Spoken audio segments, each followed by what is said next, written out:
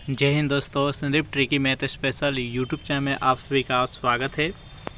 Bihar police मद निषेध 2022-23 जिसमें टोटल पोस्ट है 689। इसके लिए प्रैक्टिस सेट नंबर 69 है। प्रैक्टिस सेट नंबर 1 से लेकर 68 तक नहीं देखे होंगे तो इसके लिए प्लेलिस्ट बना रखे हैं, वहाँ से जाकर आप सारी वीडियो देख सकते हैं। तो वीडियो स्टार्ट करते हैं और चलते हैं हम प्रश्न की तरफ। पहला नंबर प्रश्न है आपके सामने कि वर्तमान में राज्यसभा में सदस्यों की कुल संख्या कितनी है। ऑप्शन नंबर ए है 250, बी है 248, सी है 245 और डी है 242। बताइए एक नंबर प्रश्न का सही आंसर क्या है। तो जितने भी कैंडिडेट ऑप्शन नंबर सी के साथ जा रहे हैं 245 बिल्कुल सही जवाब है। देखिए राज्यसभा से रिलेटेड कुछ बेसिक बात जान लेते हैं। राज्यसभा के बारे में संविधान के अनुच्छेद 80 में व्याख्या किया गया है। उसके बाद राज्यसभा के सदस्यों की टोटल कितनी संख्या है, तो ये 245। राज्यसभा का अध्यक्ष कौन होते हैं, तो भारत के उपराष्ट्रपति। चलिए नेक्स्ट क्वेश्चन देखते हैं। सेकेंड नंबर प्रश्न भी राज्यसभा से रिलेटेड ही है। पूछा जा रहा है कि राज्यसभा में कितने सदस्य होते हैं, यानी कितना सदस्य होना चाहिए, टोटल कितना सीट रहता है राज्यसभा में। तो इसके लिए आंसर होगा ऑप्शन नंबर बी 250 सदस्य। लेकिन वर्तमान समय में कितना है, तो 245 याद रखिएगा। यानी मैक्सिमम कितना सीट हो सकता है 250, और कितना सीट उपलब्ध है अभी वर्तमान में है तो 245 याद रखिएगा। नेक्स्ट क्वेश्चन देखते हैं। प्रश्न है आपके सामने कि निम्नलिखित में से कौन सा कारक औद्योगिक स्थानन के लिए जिम्मेदार नहीं है। बाजार, जनसंख्या घनत्व, पूंजी और पावर। बताइए थर्ड नंबर प्रश्न का राइट आंसर क्या है, जल्दी से कमेंट कीजिए। तो जितने भी कैंडिडेट ऑप्शन नंबर बी के साथ जा रहे हैं जनसंख्या घनत्व बिल्कुल सही जवाब है। चलिए नेक्स्ट क्वेश्चन देखते हैं। प्रश्न है आपके सामने कि PQLI किसका संक्षिप्त रूप है, यानी PQLI का फुल फॉर्म यहाँ पर बताना है। तो बताइए 4 नंबर प्रश्न का सही आंसर क्या है। तो जितने भी कैंडिडेट ऑप्शन नंबर ए के साथ जा रहे हैं physical quality of life index, इसका फुल फॉर्म हो जाएगा। चलिए नेक्स्ट क्वेश्चन देखते हैं। 5 नंबर प्रश्न है आपके सामने कि भारत का आर्थिक सर्वेक्षण निम्नलिखित में से कौन सा मंत्रालय प्रकाशित करता है। वित्त मंत्रालय, विदेश मंत्रालय, गृह मंत्रालय और वाणिज्य एवं उद्योग मंत्रालय। बताइए 5 नंबर प्रश्न का सही आंसर क्या है। तो जो भी कैंडिडेट ऑप्शन नंबर ए के साथ जा रहे हैं वित्त मंत्रालय बिल्कुल सही जवाब है। चलिए नेक्स्ट क्वेश्चन देखते हैं। प्रश्न है कि जनसंख्या का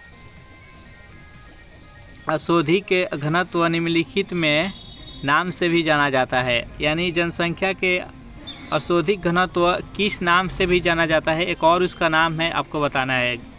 गणितीय घनत्व, कृषि घनत्व, पोषणिक घनत्व और उपयुक्त में से कोई नहीं। बताइए 6 नंबर प्रश्न का सही आंसर क्या है। जो भी कैंडिडेट ऑप्शन नंबर ए के साथ जा रहे हैं गणितीय घनत्व, इसका राइट आंसर है। नेक्स्ट क्वेश्चन देखते हैं। प्रश्न है कि तंबाकू में टॉपिंग का मतलब क्या होता है। पत्तियों की दूरी में कलियां को हटाना, पत्तियों को हटाना, टर्मिनल कलियों को हटाना और पत्तियों को जलाना। बताइए इस प्रश्न का राइट आंसर क्या है। तो 7 नंबर प्रश्न का जो भी कैंडिडेट ऑप्शन नंबर सी बता रहे हैं टर्मिनल कलियों को हटाना बिल्कुल सही जवाब है। चलिए 8 नंबर प्रश्न देखते हैं। प्रश्न है कि परागकण डैश में होता है, जड़ों में होता है, पत्तों में होता है, फूलों में होता है और फलों में होता है। बताइए पौधे में परागकण कहाँ होता है। तो जो भी कैंडिडेट ऑप्शन नंबर सी बता रहे हैं फूलों में होता है बिल्कुल सही जवाब है। चलिए नेक्स्ट प्रश्न देखते हैं। प्रश्न है कि पौधों में प्रोटीन डैश संश्लेषण में मदद करता है। माइटोकॉन्ड्रिया, राइबोसोम, रिस्टोसोमेस और लाइसोसोम। बताइए पौधे में प्रोटीन संश्लेषण में कौन मदद करता है। तो इस प्रश्न का सही आंसर है option number B ribosome. Mitochondria को क्या बोलते हैं? तो पावर हाउस बोलते हैं, ऊर्जा गृह बोलते हैं, और लाइसोसोम को आत्महत्या को थैली बोलते हैं। 10 नंबर प्रश्न देखते हैं। प्रश्न है कि निम्नलिखित में से कौन सा पौधों में प्रकाश संश्लेषण के लिए आवश्यक नहीं है? यानी प्रकाश संश्लेषण की क्रिया में इनमें से क्या आवश्यक नहीं है? पानी, कार्बन डाइऑक्साइड, ऑक्सीजन और क्लोरोफिल। बताइए इनमें से कौन सी घटक प्रकाश संश्लेषण की क्रिया में उपयुक्त नहीं है? तो 10 नंबर प्रश्न का जो भी कैंडिडेट ऑप्शन नंबर सी बता रहे हैं, ऑक्सीजन, बिल्कुल सही जवाब है। 11 नंबर प्रश्न है कि सिनकोना के पेड़ की छाल में कौन सी औषधि निष्कासित होती है? यानी सिनकोना के पेड़ के छाल से कौन सा औषधि प्राप्त होता है, आपको बताना है। चारों ऑप्शन देख लीजिए और बताइए इस प्रश्न का राइट आंसर क्या है। तो जो भी कैंडिडेट ऑप्शन नंबर सी बता रहे हैं, कुनैन, बिल्कुल सही जवाब है। सेशन आपको अच्छा लग रहा है तो वीडियो को लाइक कर दे, अपने दोस्तों के पास शेयर कर दे, और चैनल से अगर पहली बार जुड़े होंगे चैनल को प्लीज़ सब्सक्राइब कर लें। नेक्स्ट क्वेश्चन देखते हैं। प्रश्न है कि जब रात में प्रकाश संश्लेषण बंद होता है तो पौधे कार्बन डाइऑक्साइड ग्रहण करते हैं, ऑक्सीजन ग्रहण करते हैं,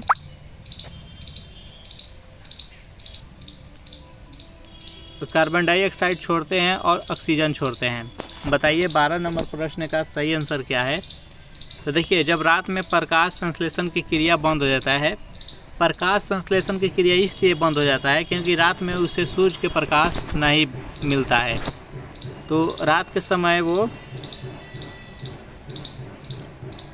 कार्बन डाइऑक्साइड छोड़ने लगता है। इसलिए कहा जाता है कि रात के समय वृक्ष के नीचे नहीं सोना चाहिए।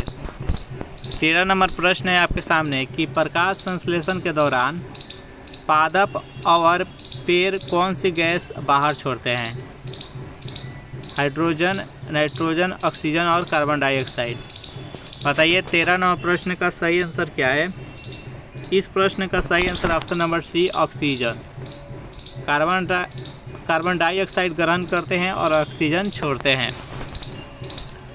14 नंबर प्रश्न है आपके सामने कि थानेश्वर नामक स्थान किस राजा की राजधानी रही है? हर्षवर्धन की, अशोक की, समुद्रगुप्त की और चंद्रगुप्त की।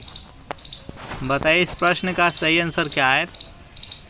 तो जो भी कैंडिडेट ऑप्शन नंबर ए बता रहे हर्षवर्धन, बिल्कुल सही जवाब है। अगर इस प्रैक्टिस सेट का आपको PDF चाहिए तो उसके लिए टेलीग्राम ग्रुप बना रखे हैं जिसका लिंक इसी वीडियो के नीचे डिस्क्रिप्शन में मिल जाएगा, वहाँ से ज्वाइन करके इसका PDF डाउनलोड कर सकते हैं। 15 नंबर प्रश्न है कि रत्नावली किसकी प्रसिद्ध रचना है? जयदेव की, बाणभट्ट की, माधवाचार्य की और हर्ष की।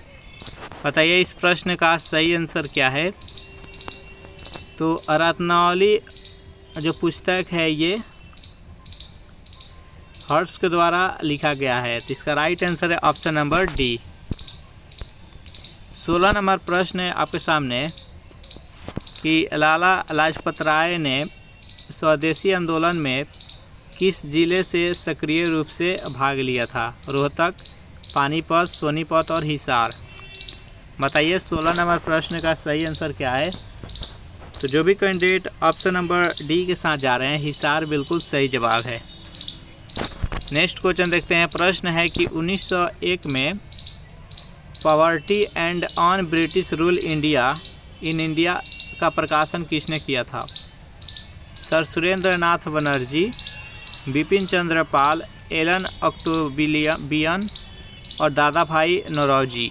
बताइए 17 नंबर प्रश्न का सही आंसर क्या है? तो जो भी कैंडिडेट ऑप्शन नंबर डी बता रहे हैं, दादा भाई नौरोजी, बिल्कुल सही जवाब है। सेशन आपको अच्छा लग रहा है तो वीडियो को लाइक कर दें। 18 नंबर प्रश्न है कि छड़ी लोक नृत्य किस से अवसर पर किया जाता है?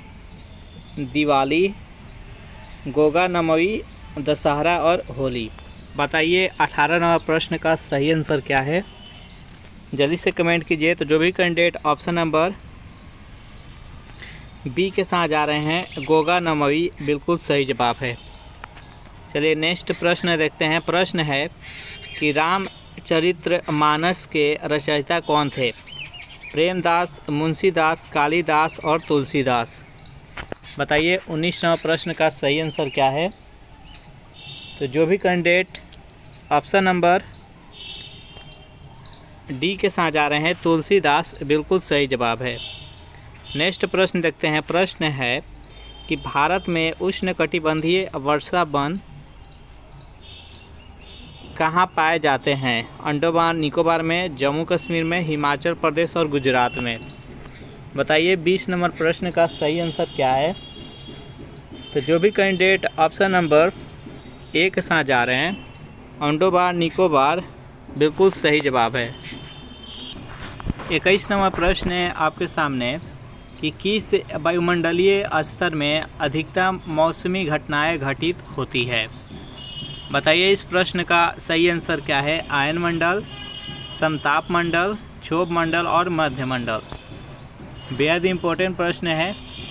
तो जितने भी कैंडिडेट ऑप्शन नंबर सी के साथ जा रहे हैं, क्षोभ मंडल, जितना भी प्रकृति घटनाएं होती है, मौसम संबंधित घटनाएं होती है, सभी के सभी क्षोभ मंडल में होती है। तो इस प्रश्न का सही आंसर है ऑप्शन नंबर सी।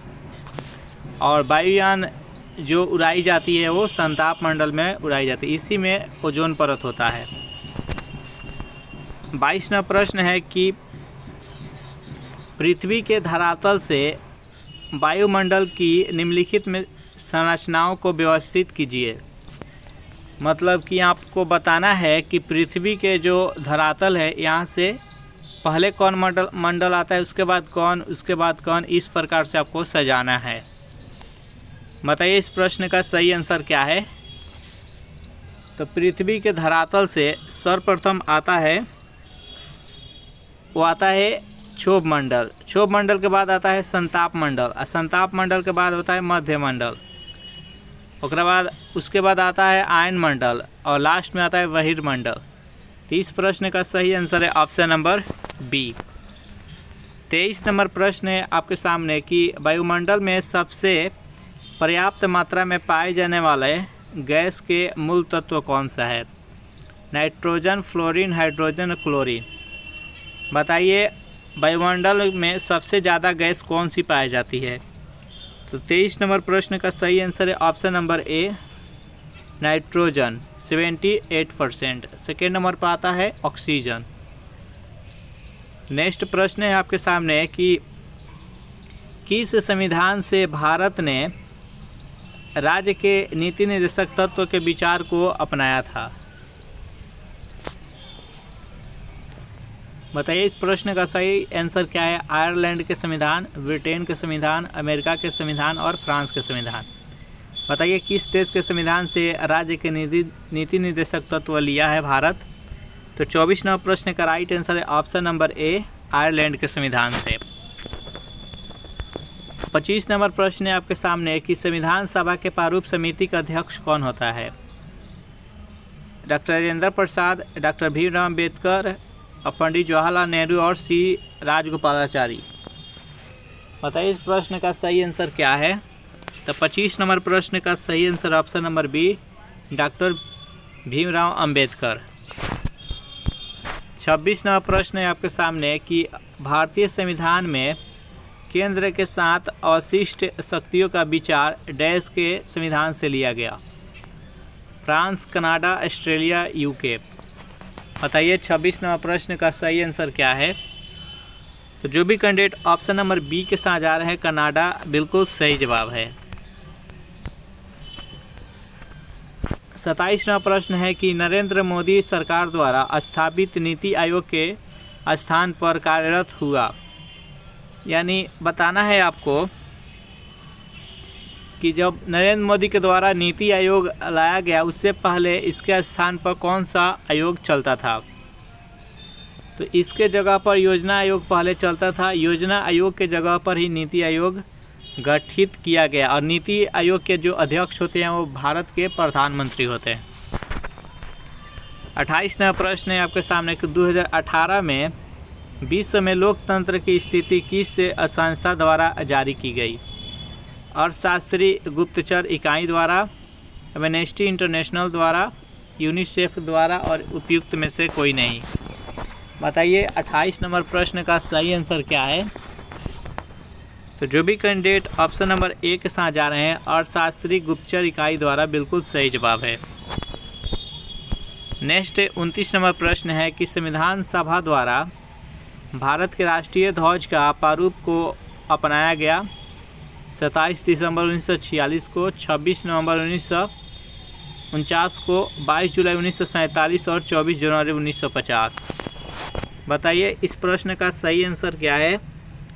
तो जितने भी कैंडिडेट ऑप्शन नंबर सी के साथ जा रहे हैं, 22 जुलाई 1947 बिल्कुल सही जवाब है। नेक्स्ट 30 नंबर प्रश्न है कि निम्नलिखित में से किसे शेर ए बलिया के नाम से जाना जाता था। भगत सिंह को, चंद्रशेखर आज़ाद को, चीतू पांडे को और मंगल पांडे को।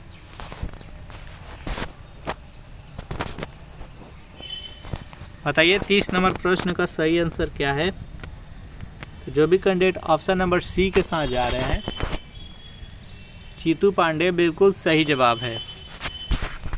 31 नंबर प्रश्न देखते हैं, विश्वविद्यालय अनुदान आयोग का गठन किसकी सिफारिश पर किया गया। चारों ऑप्शन देख लीजिए और बताइए कि इस प्रश्न का सही आंसर क्या है। तो जितने भी कैंडिडेट ऑप्शन नंबर बी के साथ जा रहे हैं, डॉक्टर सर्वपल्ली राधाकृष्णन आयोग, बिल्कुल सही जवाब है। सेशन आपको अच्छा लग रहा है तो वीडियो को लाइक कर दे, अपने दोस्तों के पास शेयर कर दे। किस आंदोलन के लिए महात्मा गांधी द्वारा करो या मरो की नारा दिया गया था। पूर्ण स्वराज्य आंदोलन, भारत छोड़ो आंदोलन, डांडी मार्च, नमक सत्याग्रह आंदोलन और खिलाफत आंदोलन। बताइए इस प्रश्न का सही आंसर क्या है। तो 1942 में भारत छोड़ो आंदोलन महात्मा गांधी के द्वारा चलाया गया था, जिसमें डू एंड डाई, ये करो या मारो का नारा दिए थे। 33 नंबर प्रश्न है कि प्रसिद्ध वादक उस्ताद अबिंदा खां द्वारा बजाने वाला वाद्य यंत्र। बताइए इस प्रश्न का सही आंसर क्या है। सारंगी, वायलिन, मृदंग और संतूर। तो 33 नंबर प्रश्न का सही आंसर है ऑप्शन नंबर ए, सारंगी।